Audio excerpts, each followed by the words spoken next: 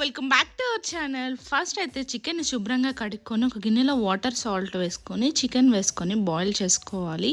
White దంట తీసేయండి. తర్వాత ఒక కడాయి పెట్టుకొని చూపిస్తున్న మసాలాస్ అన్నీ వేయించుకొని పక్కన పెట్టుకోవాలి.